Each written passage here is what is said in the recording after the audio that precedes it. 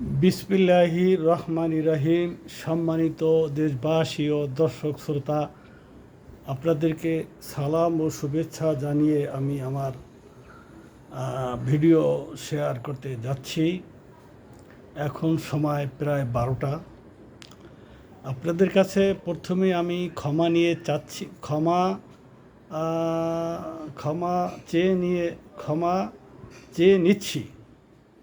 সেটা হলো এই, আমাদের দেশের একটা বৈশিষ্ট্য আছে, বিশেষ করে রাজনীতিবিদ, শিক্ষক এবং ওলামায়ে সম্প্রদায়। কী বৈশিষ্ট্য? এক আলেম যে ওয়াজ করবে আর এক আলেম তার 5 মিনিটের মধ্যে ওইটার পাল্টা কথা বলবে, জনগণের ভিতরে তারা বিভ্রান্তি সৃষ্টি করার চেষ্টা করবে। এক রাজনীতিবিদ যা বলবে, সাথে সাথে আর এক রাজনীতিবিদ তার পাল্টা কথা বলবে। এতে দেশের ভিতরে উস্কানিমূলক বক্তব্যের কারণে দেশের মধ্যে বিশৃঙ্খলার সৃষ্টি হয়।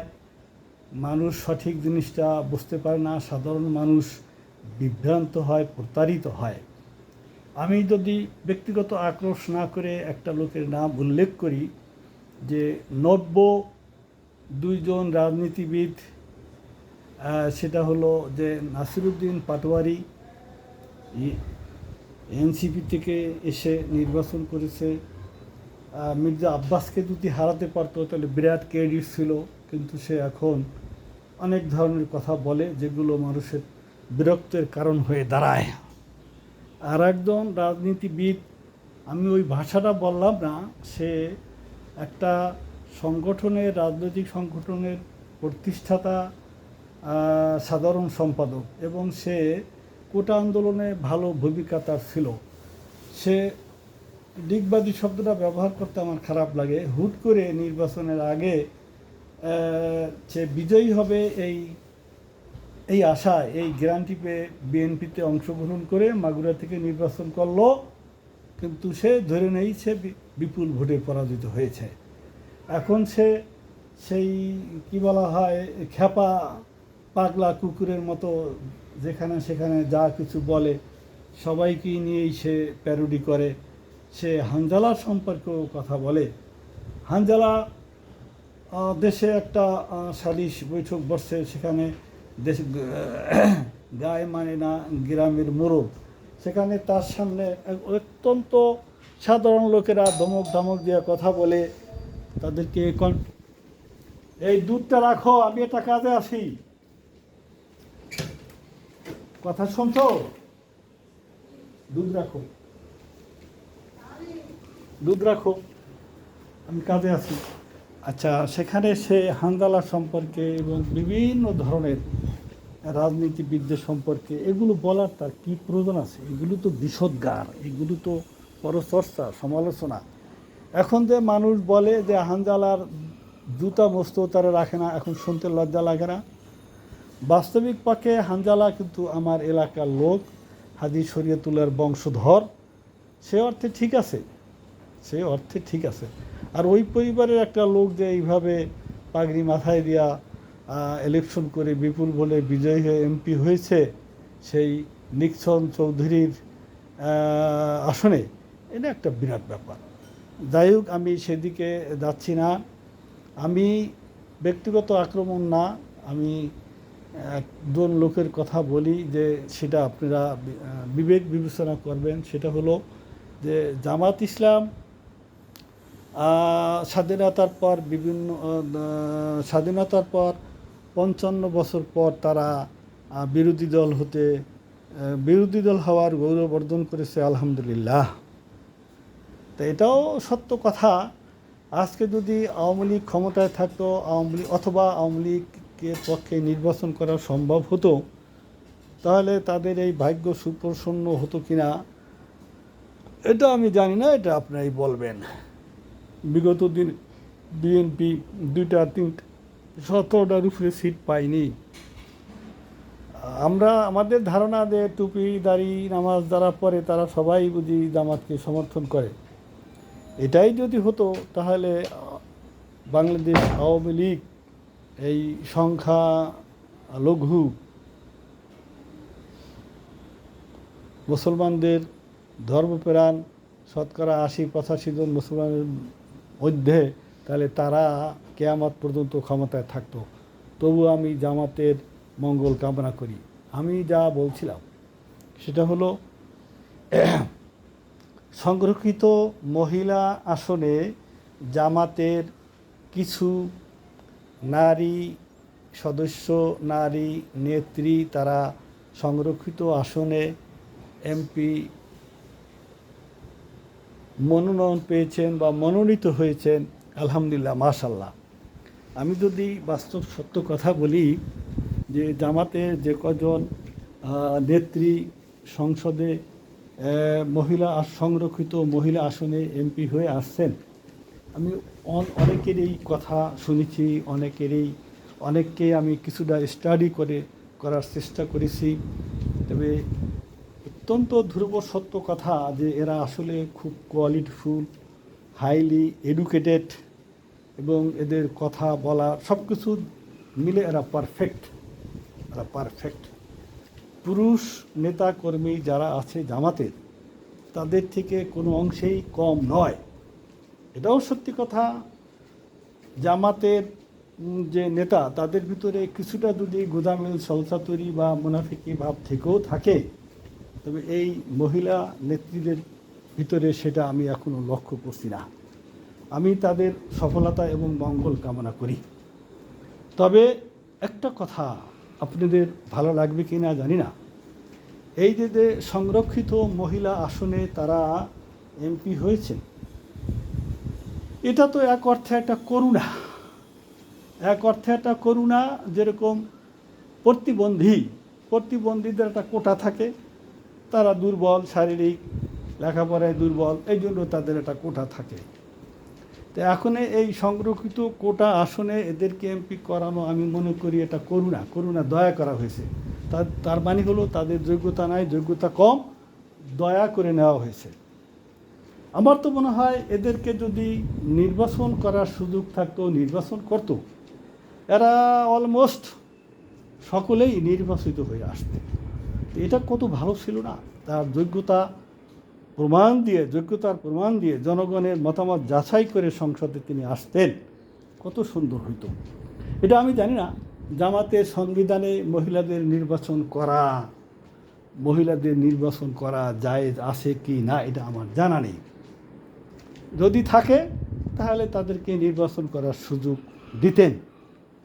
আর যদি নির্বাচন করার সুযোগ না থাকে, তাহলে এই যে তাদেরকে মহিলা সংরক্ষিত আসনে আপনারা সংসদে নিয়েছেন, এটা উদাহরণটা কীরকম হয়? উদাহরণটা এরকম যে আমি গরুর গোশ খাই না।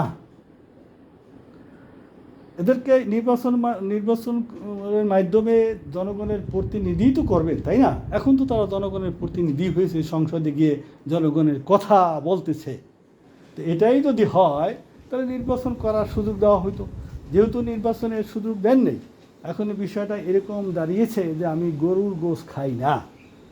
যদি চামিচে উঠেই যায় ঝোলের সাথে, তাহলে দেন, সমস্যা নাই, তাতে 2 4 10 পিস হইল, আপত্তি নাই। আসলে আমি গরুর গোশ খাই না, কিন্তু আমাকে একটু ঝোল দিবেন, সেই ঝোলের সাথে চামিচে উঠে 2 4 পিস যায়, তাহলে ওটাকে আমি গলদঘরণ করতে পারবো। বিষয়টা ঠিক সেরকমই দাঁড়িয়েছে। ওনারা নির্বাচন করবেন না, আবার নির্বাচন ছাড়া যদি আমাদেরকে সুযোগ দেন, মাশাআল্লাহ, আলহামদুলিল্লাহ। তা আমি আর কথা বাড়াবো না। আমি একটা কথা বলবো যে আমি প্রত্যেককেই সাধুবাদ জানিয়েছি। একজনের নাম যদি বলি, আমি ওনার বাড়ি ব্রাহ্মণবাড়িয়া। উনি বইয়ের থেকে পাশ করা একজন সিভিল ইঞ্জিনিয়ার। উনি জামাতের নেত্রী। উনি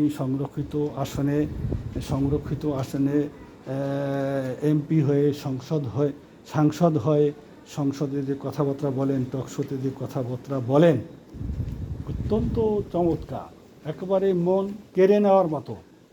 অর্থমন্ত্রীকে তিনি যে গল্প শুনিয়ে বাজেটের উপরে যে সূক্ষ্মভাবে মিষ্টি সুরে যে লেবুর রস দিয়েছেন, এটা তো বুঝতে কারো বাকি নেই। তিনি গল্পের মাধ্যমে ছোট করে আওয়াজ করে না, ছোট কাটায় কথা বলে সুন্দর চমৎকার কথা বলেন। তা ওনার যে উপরের পোশাকটা খুবই ভালো লাগে, মার্জিত পোশাক, কিন্তু ওনাকে আবার দেখা গেছে জিন্সের প্যান্ট পরনে। এটা নিয়ে অনেকে ট্রোল করে, জানি না এটা কি এডিট করা কিনা। অনেকে বলে উপর দিয়া ফিটফাট, ভিতর দিয়া সদরঘাট। তা আমি আশা করব সেইটা যদি এডিট করা না হয়, তাহলে এডিট করা হয় তাহলে কোনো কথা নাই, এডিট করা না হয় তাহলে তিনি ওনার পোশাকটাকে বর্ধিত করবেন। আরেকটা কথা, আমি যতটুকু জেনেছি, আমার কথা মিথ্যা যদি হয় ক্ষমা চেয়ে নেব, উনি কুমিল্লার এক ভদ্রলোকের সাথে ওনার বিবাহ বন্ধনে উনি আবদ্ধ হয়েছেন। কুমিল্লার এক ভদ্রলোক, সেই কুমিল্লার ভদ্রলোককে আমি সে তার ব্যাপারে কিছু বলবো না। তিনি আওয়ামী সংগঠনের লোক, এবং আমি যতটুকু জানি তিনি আওয়ামী সংগঠনেরও বিতর্কিত লোক। তিনি কেন্দ্রীয়, আমার জানা মতে যদি ভুল না হয়, কেন্দ্রীয় ছাত্রলীগের সভাপতি ছিলেন, আওয়ামী লীগ করেছেন, এবং তিনি বলতে গেলে অনেকটা চাপের সম্মুখীন হয়ে বিদেশে চলে গেছেন। শেখ হাসিনা তার প্রতি অত্যন্ত রূঢ়, খেপা, এবং তারে একবার বলেছেন, সিদ্দিক তুই দেশে এসে দেখ, সাহস থাকলে দেশে আয়, এই কথা বলছেন। ওনার স্বামীর নামটা কি আপনারা বুঝতে পেরেছেন? ওনার শারীরিক বর্ণনা আমি দেব না, সেটা আল্লাহ যাকে যেভাবে বানিয়েছে সেটা কোনো সমস্যা নাই। কিন্তু কথা হলো যে উনি জামাতের একনিষ্ঠ কর্মী। এটা হাদিস আছে, মান তাসাব্বাহা বিকাউমিন ফাহুয়া মিনহুম। যে কোনো ব্যক্তি যে কওমের সাথে সম্পর্ক রাখে সেও সে কওমের অন্তর্ভুক্ত হয়ে যায়।